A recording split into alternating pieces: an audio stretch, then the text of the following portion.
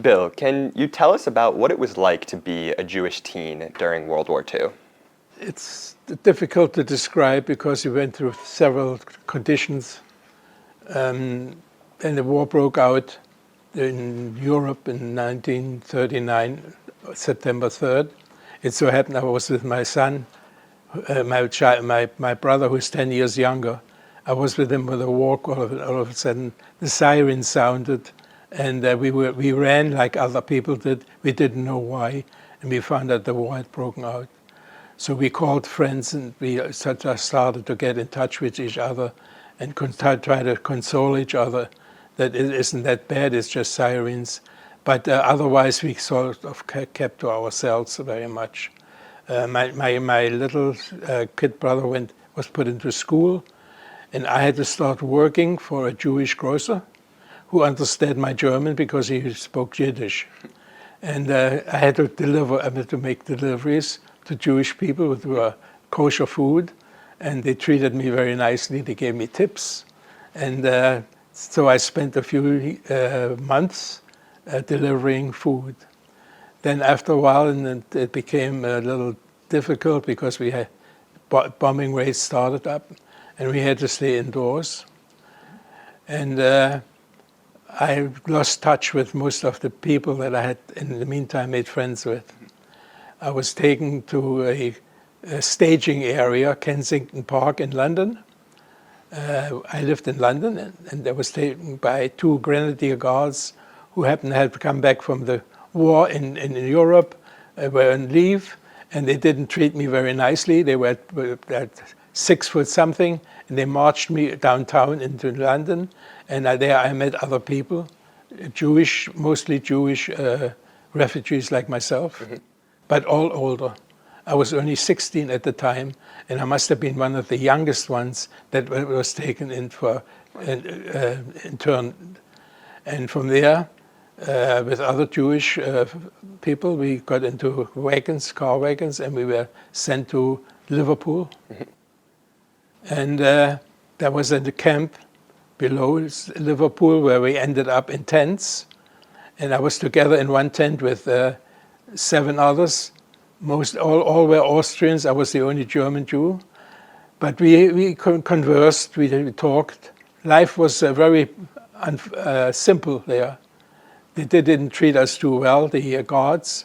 It was a wired compound, and Jewish life, as such, came kind of a standstill. But as far as I said, as far as Jewish life is concerned, I have to say it was very little observed. Until finally my father was interned on the Isle of Man in one of the towns there. And my mother finally got through to the interior minister, and I was able to be shipped from Liverpool to the Isle of Man to join my father. And life was much better. We were in hotels, like our room, and life was better. And there, some intellectual life began. We have a famous professor. We had famous musicians and others that gave lectures, and we learned. But they were all Jewish. These were strictly Jewish internees. But first, religious-wise, again, there was not much activity. And finally, in November, I was released from camp, and I came home, and thereon, I lived on without really practicing Jews. We had 2 synagogues nearby where we went for the high holidays. And what can you share with us about your family escaping from Germany and what that process was like for you and them?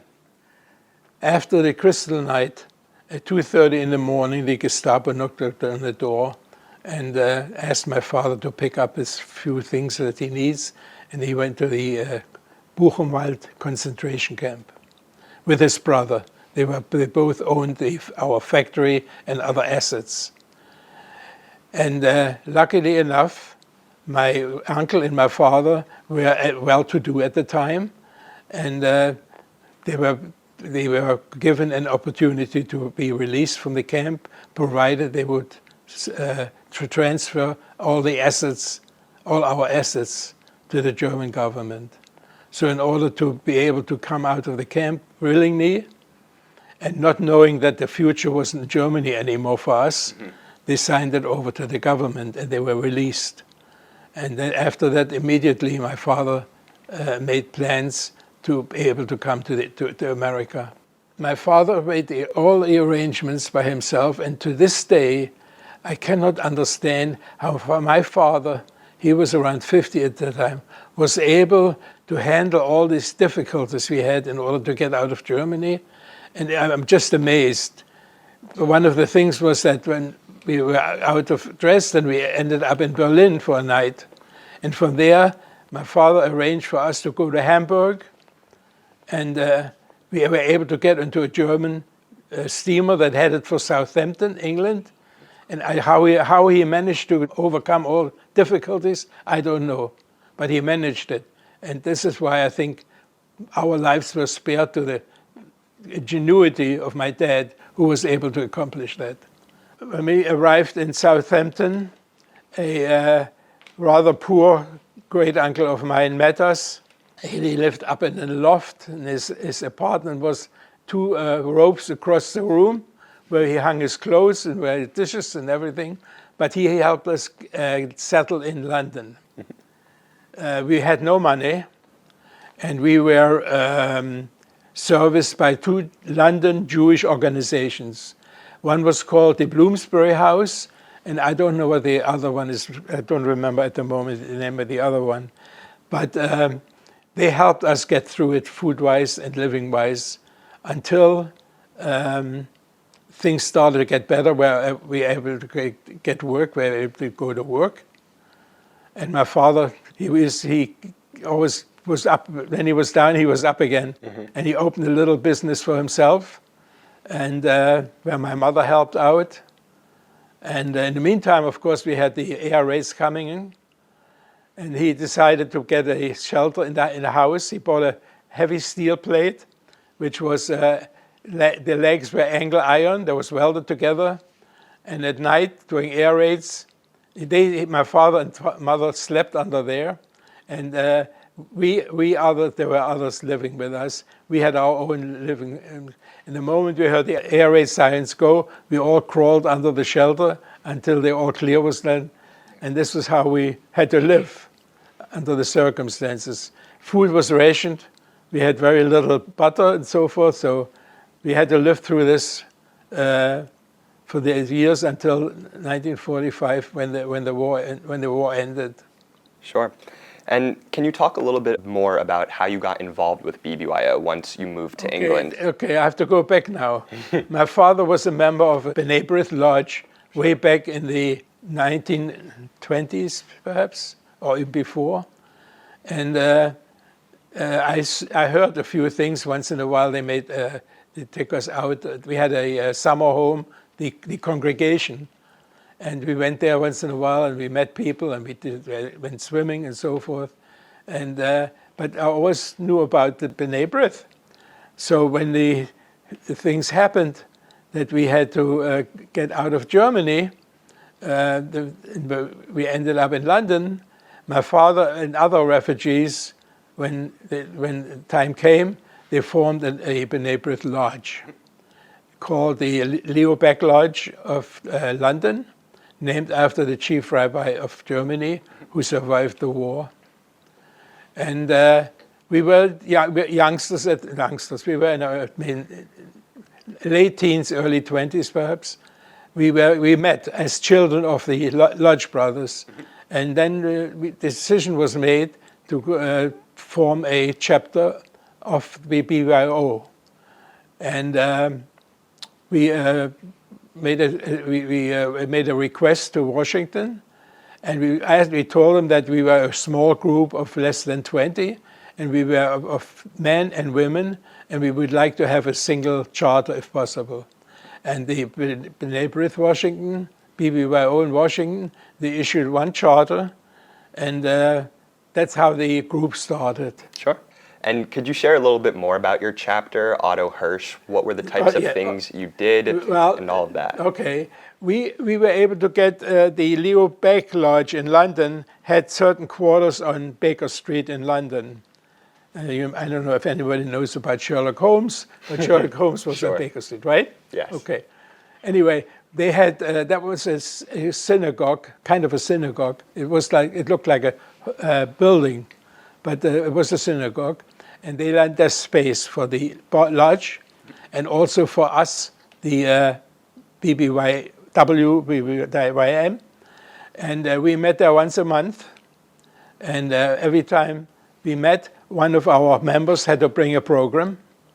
Even once in a while, he brought a speaker, and sometimes we had just a cordial get-together where we shared experiences. Yeah. And we also decided to make a little more use of our weekends, and we made arrangements to get out of London. It was towards the end of the war, but it was still wartime. And we went to hostels. We arranged with hostels to take us overnight. And we slept in dorms, the men in one dorm and the women in another dorm. And in the morning we got up and we went into the woods or wherever we wanted to go. And we had a wonderful time. We also, I think I mentioned it before, we also once went to Stratford-on-Avon, which is Shakespeare's home. Yeah. And one Saturday, we decided to take in two programs, and we bought tickets for the matinee in the afternoon and also for the evening. Sure. And as a matter of fact, I remember the plays that were shown, and one was called Love's Labour's Lost, and the other was called The Tempest. And to the end of my life, I don't know how much is left, but to the end of my life, I'll never forget. It's in my memory. But we made other trips. We made other trips. So that's how we managed to spend our get-togethers. That's amazing. And as you were part of BBYO as a teen and still involved with B'nai B'rith later in life as well, how have you felt that BBYO really shaped your teenage years? And to this day, in what ways do you feel BBYO has impacted you? Well, I would say a lot of camaraderie, because the tides, England was at war, and there wasn't that much availability for us to do. So we sort of stuck to each other. And it was a very close-knit group. But outside of that, really, we all worked. I was the only one that wasn't able to go to college. All the others, they all went to night school. And as a matter of fact, when I came to the States, I contacted the B'nai B'rith, the president, and I asked him of BBYO if there were ever any members that joined the Leo Baeck Lodge there. And he wrote back, yes, there's one person by the name of Friedman, I think it was name, who is still alive, and he was trying to contact him to contact me, but it failed. So that was my end of contact with England.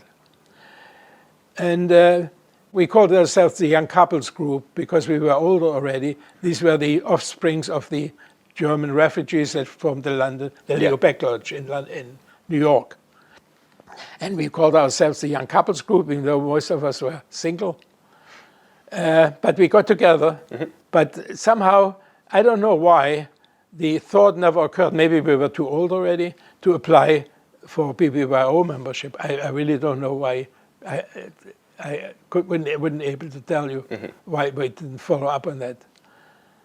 But when I moved to New Jersey, by the way, my late wife was also, I'm a life member of B'nai B'rith.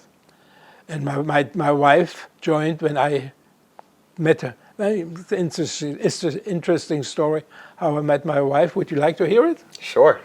Okay. During the time spent in, first of all, when we left London, I left all the friends behind. And when we came to New York, it was one of the worst summers in 1947, one of the worst summers in New York. And I said, this is not for me. And I walked the streets. I wanted to get back. But eventually I made friends, and I had a girlfriend.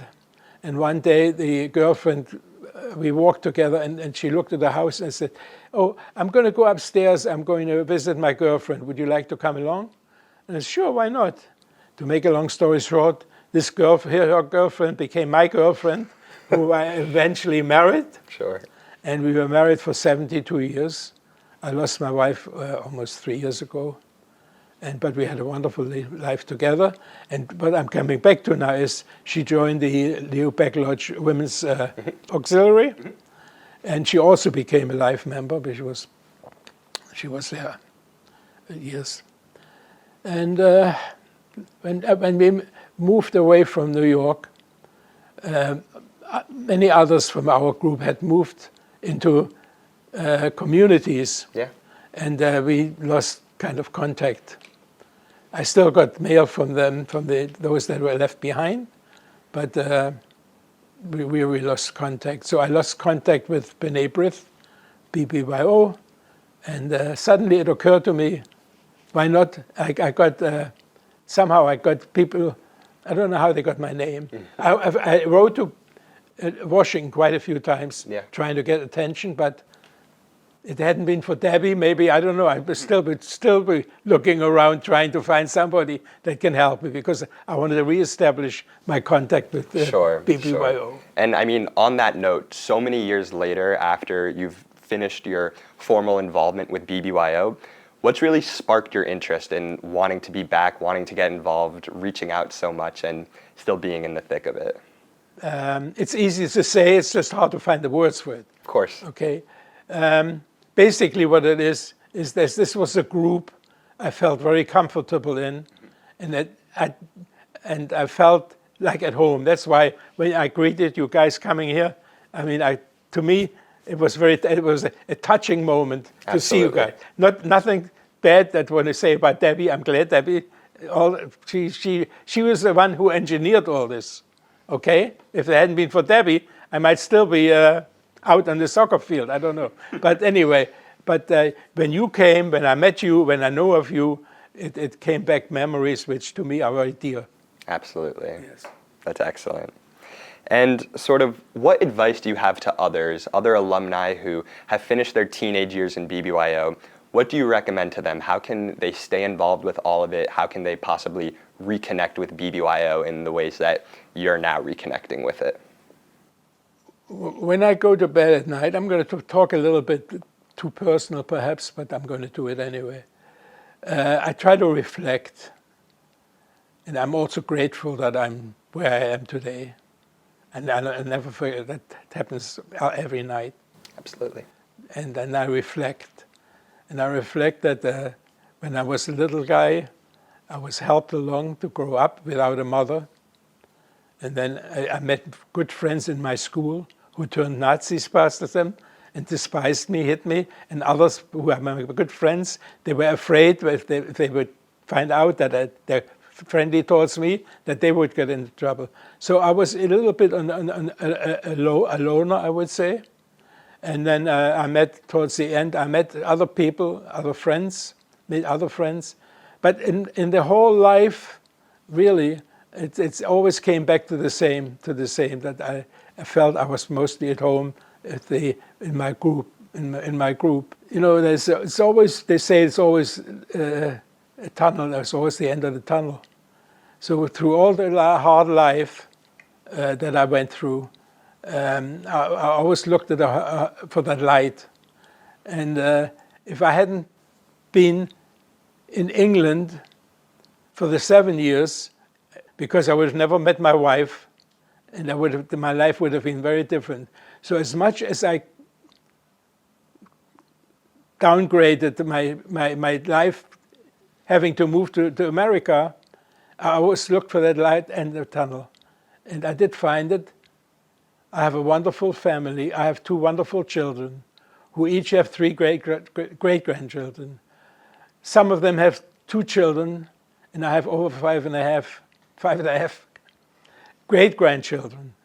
And to me, having to be forced out of England, which I didn't want to leave, and come to the States where I didn't want to end, in the end, everything opened up for me. And this is where I say, if you have illicit desperation, you always think there's always something green ahead of you. And for me, it's having that family. That's the greatest thing that happened to me, and I'm so glad that the good Lord allows me to be that old in order to enjoy that company. I love you guys. Absolutely. And as my co-president Courtney and I are traveling the world over this next year, getting to meet with thousands of Jewish teens from every corner of the globe, what lessons do you think that we should instill in them? What should we teach them about? How can we really help them to celebrate their Judaism and the camaraderie that you mentioned and really help guide them with that? Well, I think I don't want to go back what I just said, but there's always something ahead of you that you can achieve, that you're looking for, whether it's in religion or in other areas. I don't want to point out, but of course, as Jews, in the Jewish ways, we, in spite of Hitler and other deprivations, we never lost our Judaism. I tell you honestly, I considered myself, like through my family, as German by nationality and Jews by religion. And whether it's right or wrong, whether I have criticism on that, this is how I made my life. That I figured my religion is being a Jew by observing to the holidays to great degrees, that I'm Jewish and I'm proud of it, and nothing can shake me from that. But the nationality, that's just something else. So here I am suggesting that you're a good citizen, but don't lose your Jewish heritage, which is very important. Absolutely. Going into our centennial year as an organization and celebrating the 100th year of AZA, what is it that you recommend to young Jewish men from all over the world as advice as they're growing, maturing, and moving on?